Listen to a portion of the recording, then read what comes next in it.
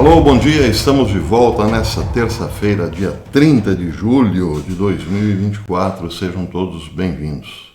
Venezuela, claro, principal assunto de hoje.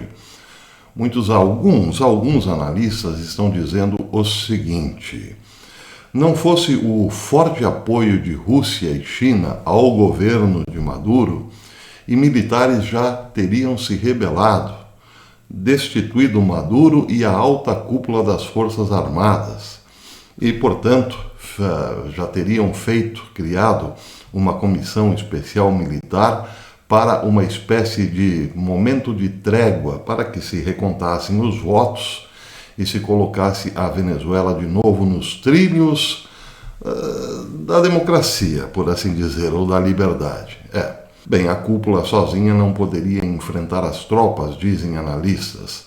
Isso só não tem acontecido porque os militares não se sentem seguros nesse momento de receber apoio internacional em caso de destituição do governo. Isso se Maduro já não se mandou, essa é a questão, mas provavelmente ainda não.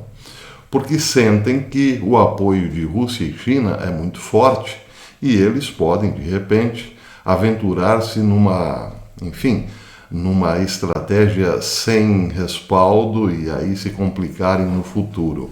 Mas isso são só especulações de alguns analistas. O fato concreto é o seguinte: sim, China e Rússia, principalmente a Rússia, é que estão sustentando Maduro no poder, E isso nos lembra e muito a estratégia da Rússia na Síria, em 2011. Em 2011, depois de uma onda por liberdade varrer o Oriente Médio, a Síria entrou em guerra civil. Muitos sírios, inspirados pela Primavera Árabe, resolveram ir às ruas para pedir a renúncia, a saída de Bashar al-Assad. A família al-Assad controlava a Síria desde os anos 70. Bashar al-Assad herdou o governo de seu pai em 2000.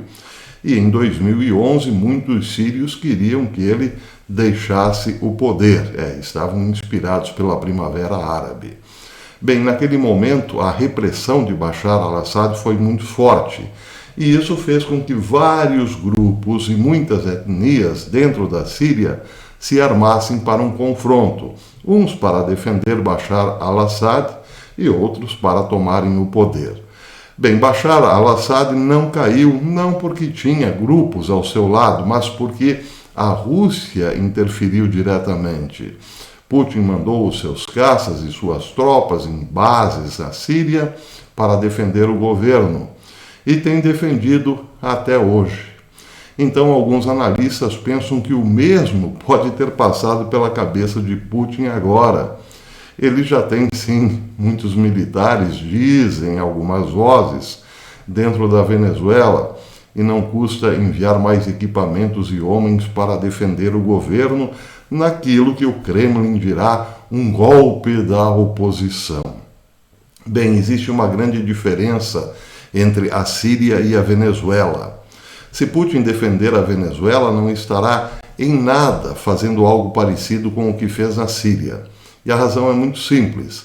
Embora sim houvesse aquele anseio por liberdade inspirado pela Primavera Árabe na Síria, o problema é que Bashar al-Assad, para aqueles insatisfeitos, não era tão odiado quanto é Maduro.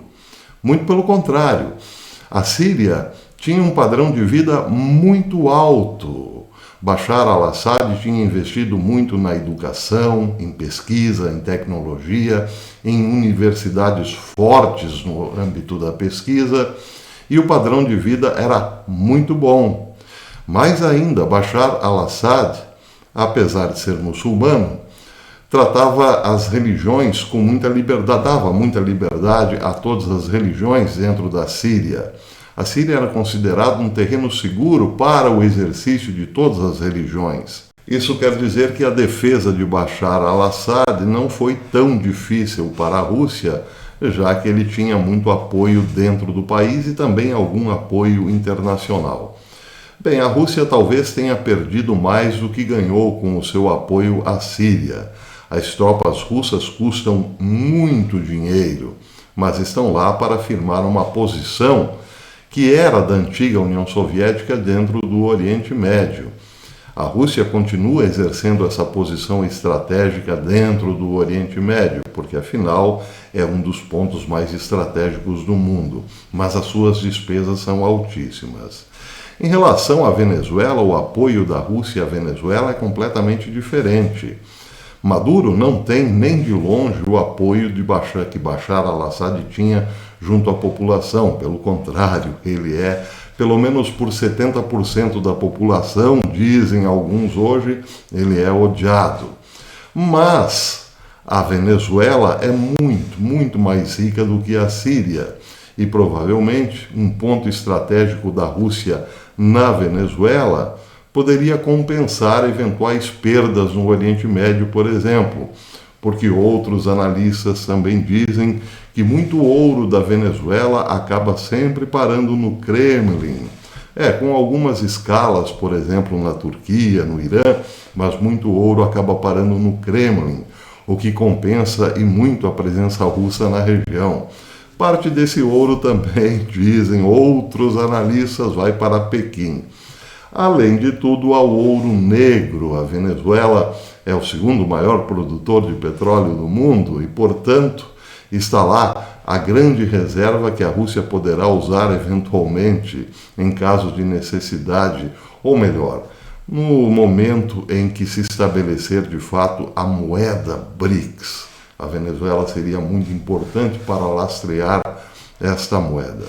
Seja como for, a presença de Putin na Venezuela interessa muito mais aos seus cofres do que interessaria a presença russa no Oriente Médio apenas como posição estratégica.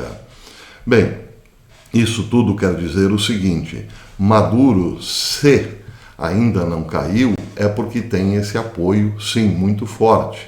E se as forças militares ainda não o derrubaram, é porque esse apoio de Rússia e China também se estende às forças militares.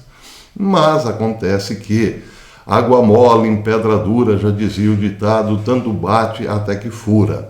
Isso dependerá, essa água mole é exatamente a reação de todos os outros países insatisfeitos com a enorme possibilidade de fraude que existe hoje. Aliás, por falar nisso, Maria Corina Machado diz que teve já 70%, tem 73% das atas das eleições de todas as sessões da Venezuela, 73%. E essas atas indicam, claro, uma vitória esmagadora de Urrutia, com 70% sobre Maduro. Bem, o fato é o seguinte: existe possibilidade, claro, de recontagem de votos. Daí porque a água mole que pode bater, pode furar a pedra, é exatamente esta possibilidade de recontagem de votos. E as atas estão aí para mostrar a grande fraude. Bem, então o que quer dizer? Quer dizer que a Rússia, que tem vários inimigos do Ocidente, sofrerá um desgaste muito grande se insistir na ideia de manter Nicolás Maduro com tantas evidências de fraude. Teria que usar, em últimos casos, a força. Daí porque suspeita-se hoje que a Venezuela pode sim ser o palco de uma guerra civil monstruosa, como foi o caso da Síria, como é o caso da Síria. Isso, contudo, depende essencialmente da decisão dos Estados Unidos em relação ao problema. Se os Estados Unidos derem apoio à oposição e pedirem, sim, uma recontagem de votos, dando apoio militar, inclusive, aí poderemos ter efetivamente uma grande convulsão na Venezuela, mais ou menos aos moldes da Síria. Então é preciso, nesse momento, ficar de olho na Casa Branca e no vacilante Joe Biden. Qual será a sua decisão em relação à Venezuela? Bem, em relação a esse apoio da Rússia, a última nota diz que o Kremlin apelou hoje, terça-feira, à oposição venezuelana para aceitar a sua derrota nas eleições presidenciais de domingo e felicitar o ditador Nicolás Maduro pela sua vitória nas urnas. E aqui parece que é até um tom de deboche, não é? Abre aspas, vemos que a oposição não quer renunciar a aceitar a sua derrota. Vocês, a oposição, deveriam parabenizar o vencedor, disse Dmitry Peskov, porta-voz presidencial, em sua coletiva de imprensa telefônica diária. Peskov também considerou muito importante, em referência aos protestos pós-eleitorais que eclodiram no país, que as tentativas de aquecer a situação dentro da Venezuela não sejam encorajadas por terceiros países. Ele, além disso, defendeu que a Venezuela esteja livre de interferências externas, mas não aludiu às alegações de fraude da oposição e aos apelos de transparência feitos por numerosos países latino-americanos, como se ele estivesse dizendo, olha, a gente não está nem interessado se houve fraude ou não. A Venezuela pertence aqui aos nossos interesses e ponto final, não tem nada a ver com eleições ou transparência ou fraude, etc. e tal. Não estamos interessados nisso. Estamos interessados em manter o nosso gerente no poder. Xi Jinping também, por sua vez, parabenizou Nicolás Maduro. Ele enviou hoje uma mensagem de felicitações que dizia: desde que assumiu o cargo, Maduro levou o governo venezuelano e o seu povo a escolher um caminho de desenvolvimento que se adapte às suas condições nacionais, alcançando grandes conquistas na construção nacional, disse Xi Jinping, segundo a agência estatal Xinhua.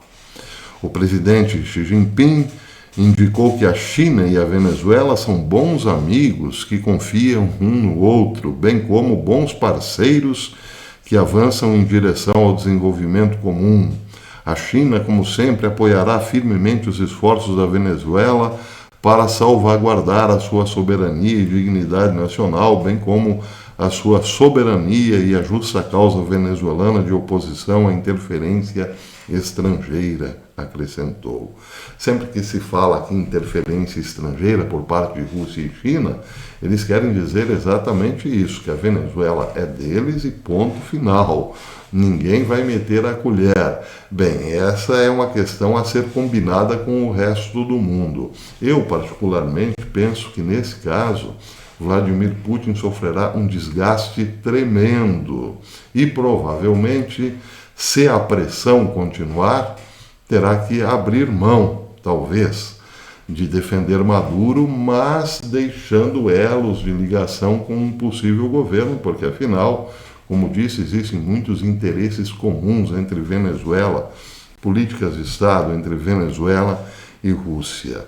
Para manter esses negócios no futuro, seria bom, provavelmente alguém deve estar assoprando no ouvido de Putin, que seria bom manter-se um pouco alheio na defesa de Maduro, se as coisas forem para o improvável, se, por exemplo, as forças militares promoverem ou tentarem um golpe ou derrubar Maduro, golpe nesse caso aqui com muitas aspas, ou melhor, se renderem à vontade popular. Por falar em vontade popular, vejam só que imagem interessante, essa foi ontem em Caracas, uma imensa multidão nas ruas de Caracas tentando ir ao palácio, dirigindo-se ao Palácio Miraflores. Foram fortemente reprimidos, mas enfim, não se trata, portanto, essas imagens deixam claro que não se trata de um pequeno grupo organizado. É a população mesmo, em peso, dizendo não votamos nele, portanto, não o queremos no poder. Bem, eu tenho outra imagem interessante aqui, como disse ontem, eu estou de olho, um olho na Venezuela e outro em Israel. Essa imagem que vocês estão vendo é da frente do aeroporto internacional de Beirute, capital do Líbano. Pois é, muita gente está deixando o Líbano desde antes de ontem. Ontem, então, houve esse congestionamento. As pessoas estão, claro, cientes de que Israel poderá, nas próximas horas, atacar pesadamente a capital a capital Beirute, Damasco na Síria, desculpem a nossa falha. Bem, eu tenho outra informação aqui de que o Hezbollah começou a mover e preparar alguns de seus mísseis guiados com precisão. Hal Turner comenta essa informação, ele diz que isso parece estranho, já que esses mísseis, ao serem movidos, serão visíveis a partir de drones de reconhecimento de satélite. O fato é que o Hezbollah tem sim muitos mísseis de precisão enviados pelo Irã ou negociados com o Irã. Imaginemos, por exemplo, que se os Houthis do Iêmen têm muitos mísseis, o Hezbollah certamente tem também em grande quantidade, além de 150 mil foguetes, que alguns deles podem ser guiados por computador, não é? Via satélite. Enfim, essa é a situação quente lá no Oriente Médio. O Hezbollah, em nota oficial, disse que não quer uma guerra abrangente com Israel, mas se a guerra eclodir, lutará sem limites. Bem, não quer uma guerra abrangente com Israel, mas quer uma guerra a conta-gotas, é isso? Bem, é claro que ninguém suportaria isso por muito tempo. Logo, ou vai ou racha, como se diz aqui no interior. Israel terá que tomar uma decisão, sim, muito séria daqui para frente, porque não poderá conviver com esses ataques intermitentes, ora foguetes, ora drones, enfim, ora ataques mais pesados às colinas de Golã, principalmente. Então, mais cedo ou mais tarde, essa também será uma questão encarada de frente por Israel. Aí é o que fica é a pergunta, né? E as consequências disso, já que o presidente Erdogan disse no fim de semana que a Turquia pode sim, deve ter coragem de invadir Israel.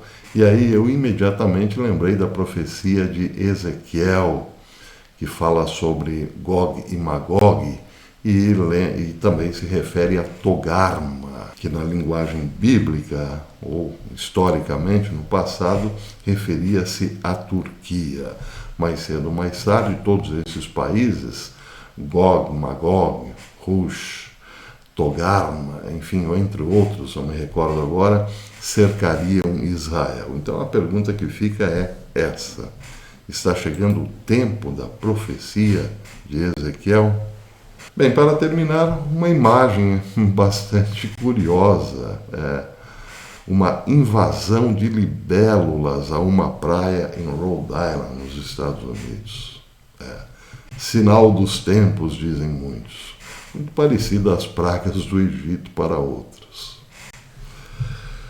Por enquanto é isso. Se você gostou desse vídeo, deixe o seu like e verifique aí se você ainda é inscrito no canal. Se não for mais inscrito, inscreva-se, acione o sininho para receber as notificações dos nossos vídeos. Até depois, se Deus quiser.